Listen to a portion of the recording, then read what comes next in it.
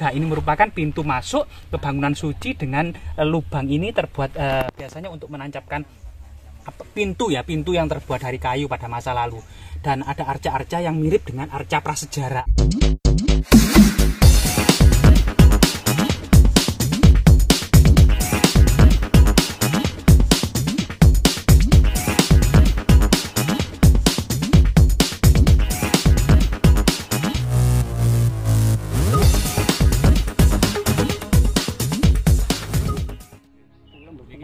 Niki saking purba.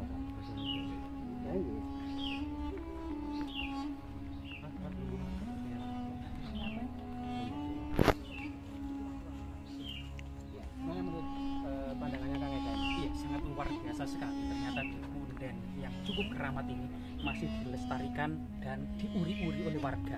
Sebuah punden yang kemudian berbentuk seperti struktur batu alam yang berbentuk kotak sekitar lebar sekitar 10 kali 10 meter sekitar ya, 10 kali 10 meter. Di sini banyak sekali artefak penting diduga masa Majapahit, bahkan diduga lebih kuno daripada Majapahit. Nah, di sini ada beberapa artefak penting ya. Nah, di sini namanya ini jejak pipisan, fragmen pipisan. Jadi ini fragmen pipisan. Nah, ini cekungan ini sudah putus jadi dua. Ini merupakan pipisan. Nah, fungsinya biasa menghaluskan biji-bijian, rempah-rempah, dedaunan gitu ya untuk bumbu-bumbu masak. Termasuk kemudian merias wajah dari para perempuan ya. Di sini ada beberapa lumpang kecil yang ini bukan fungsinya untuk menumbuk biji-bijian, fungsi bagi sakral, itu pergupaan. Artinya di sini pada masanya merupakan adat bangunan suci diduga era kerajaan Majapahit. Nah, seperti ini batu gandek kan. Nah, ini pipisan dan batu gandek. Ini pipisan masih utuh. Nah, jadi beberapa batu gandek, ada yang batu gandek yang berbentuk lonjong gitu, ada yang bulat dari batu gandek. Ada beberapa umpak kecil, ada yang umpak sedang dan besar. Artinya di sini dulu ada mandapa yang terbuat dari kayu gitu ya, seperti pura-pura di Pulau Bali pada masa kuno seperti itu. Kalau ini adalah dorpel atau ambang pintu.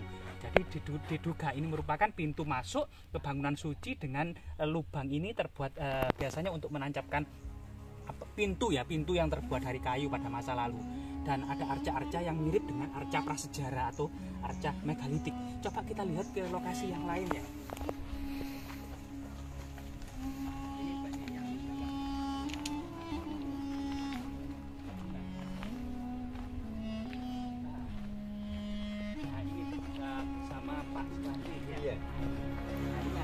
Makam kuno yang terbuat dari balok-balok batu candi yang arkais ya.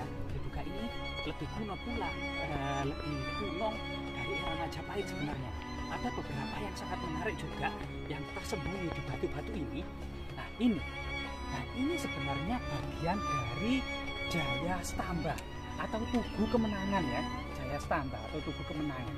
Nah ini memang fragmennya biasanya ini tertumpuk panjang dan tinggi. Ini macam beberapa batu yang lain ya, selain kemudian batu candi juga yang sangat menarik ini ya, ada sebuah arca yang menyerupai sosok wanita gemuk dengan sanggul yang sangat besar. Sanggul itu gelung ya, rambut yang gelung, sosok wanita yang besar ya.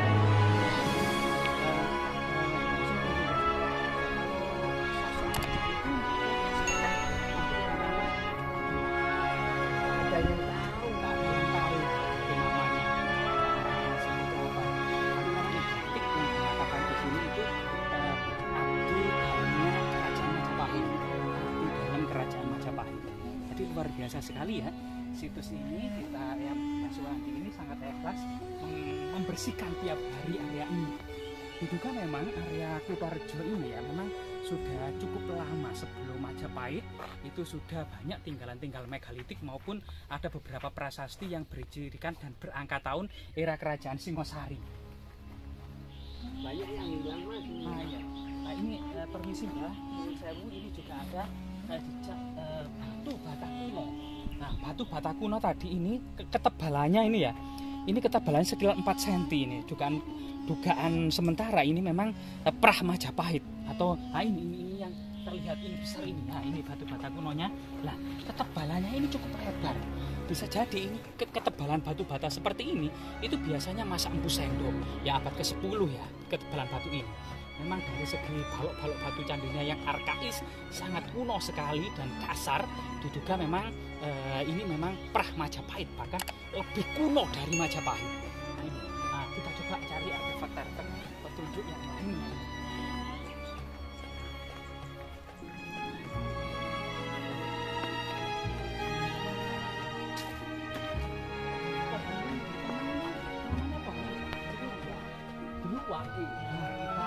Kita hampir tidak pernah mendengar kata pohon deluak ya. Jadi sangat langka sekali pohon ini, pohon deluak yang masih tersisa di Punden ini. Selain juga ada pohon jubet, pohon kloso itu ya.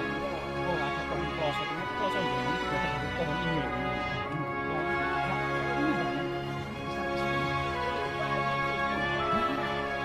Ini namanya wali kukun.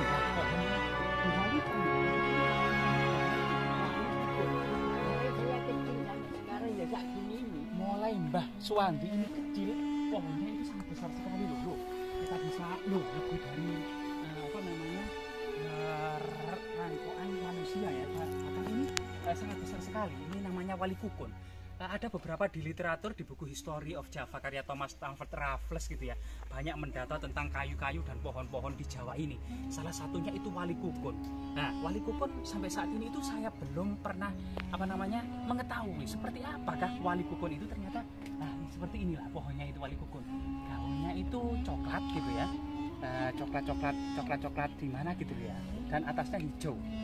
Nah ini atasnya hijau. Jadi kemudian diduga pada bangunan ini kita memang tidak mendapati arca-arca panteon agama Buddha gitu ya, seperti Avalokitesvara gitu ya, atau Buddha misalnya Amitabha, Vairocana, Aksobhya. Kita tidak mengetahui, kita tidak menemukan di sini. Termasuk arca-arca dengan panteon Hindu, misalnya ada Linggayoni atau arca Parwati, atau Ganesha gitu ya, dan Maharsi Agyasta kita tidak mendapati. Yang kita dapati adalah arca prasejarah.